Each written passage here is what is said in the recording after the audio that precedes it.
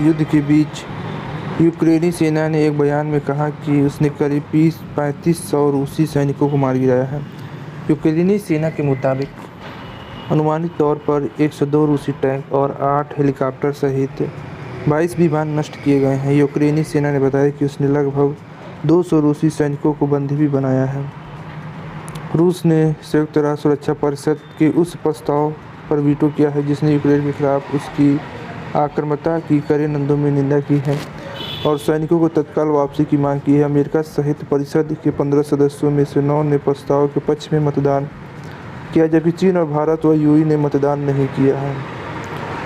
UNC ने Ukraine पर रूसी हमले की निंदा करने वाले प्रस्तावित पर वोटिंग से परहेज करने का कारण बताते हुए भारत ने कहा, समकालीन वैश्विक व्यवस्था संयुक्त राज्य अमेरिका चार्टर अंतर्राष्ट्रीय कानून राज्यों की संप्रभुता और क्षेत्रीय अखंडता के सम्मान पर बनाई गई है। भारत ने कहा, सभी सदस्य देशों को इन सिद्धांतों का सम्मान करना चाहिए।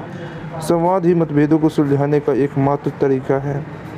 यूक्रेन की सांसद और रिंकू यूक्रेन की पूर्व सीईओ कीरा रुडिक ने रूसी हमले से अपने देश की रक्षा के लिए हथियार उठा लिए हैं। उन्होंने अपनी तस्वीर ट्वीट कर लिखा है, मैं कलाशिकोविक चलाना सीख रही हूँ और हथियार उठाने की तैयारी कर रही हूँ। हमारी महिलाएं हमारी मुट्ठी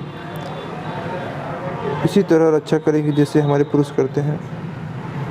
अमेरिकी शासन ने कहा कि रूस के साथ भारत के संबंध अलग हैं और इससे कोई दिक्कत नहीं है।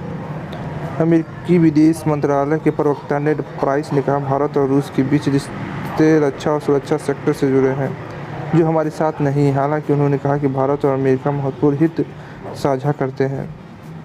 यूक्रेन पर आक्रमण की निंदा करने वाले संयुक्त राष्ट्र सुरक्षा परिषद के प्रस्ताव पर रूस के वीटो के बाद संयुक्त राष्ट्र महासचिव एंटोनियो गुटेरेस ने कहा, संयुक्त राष्ट्र का जन्म युद्ध को समाप्त करने के लिए हुआ था। उन्होंने कहा, आज वह उद्देश्य पूरा नहीं हुआ, लेकिन हमें हार नहीं माननी चाहिए।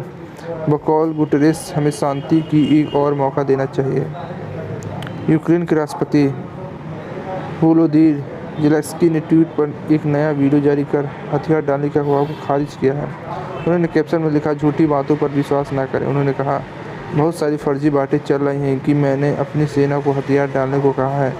मैं यही हूँ, हम हथियार नहीं डालेंगे, अपने देश की रक्षा करेंगे। रूस के रक्षा मंत्रालय ने शनिवार को कहा कि उसके सशस्त्र बलों ने यूक्रेन के शहर मेलिटोपोल पर पूरी नियंत्रण हासिल कर लिया है। मंत्रालय ने यह भी कहा कि रूस ने यूक्रेन के सैन्य ठिकानों पर रात भर हवाई और शिप वेस्ट क्रूज मिसाइलों से हमले किए हैं। रूस ने सैकड़ों सैन्य ठिकानों को निशाना बनाने का दावा किया है। अमेरिकी अंतरिक्ष कंपनी मैक्सार द्वारा शुक्रवार को शेयर की गई सैटेलाइट तस्वीर में यूक्रेन की सीमा के करीब 35 किलोमीटर दूरी दक्षिण बेलारूस में लगभग 150 ट्रांसपोर्ट हेलीकॉप्टर तैनात दिख रहे हैं। तस्वीर में सैनिक और सैकड़ों वाहन भी दिख रहे हैं। बेलारूसी राष्ट्रपति अलेक्जेंडर लुकाशेंको ने कहा कि यूक्रेन पर रूसी हमले में बेलारूसी सेना शामिल नहीं है।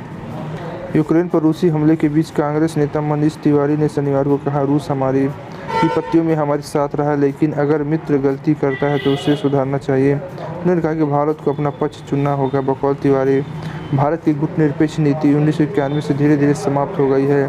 आज यदि भारत उसी नीति पर चलता है तो एक गलती होगी। विनायक दामोदर वीर सावरकर की पुण्यतिथि पर प्रधानमंत्री नरेंद्र मोदी ने शनिवार को कहा, मातृभूमि की सेवा में समर्पित उनका जीवन देशवासियों के लिए हमेशा प्रेरणा स्रोत बना रहेगा। वहीं केंद्रीय गृह मंत्री अमित शाह ने ट्वीट कहा, सावरकर एक क्रांतिकारी चिंतक, लेखक, कवि, दूरदर्शी राजनेता होने के साथ एक महान समाज सुधारक भी थे। गौरतलब है कि आज सावरकर की 56वीं पुण्यतिथि है।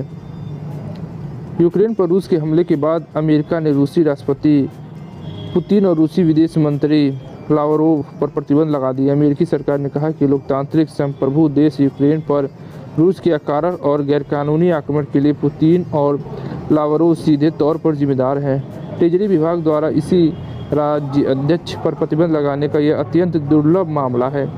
तो आज के लिए बस इतना ही, फिर मिलते हैं नए वीडियो में। जय हिंद, जय भारत।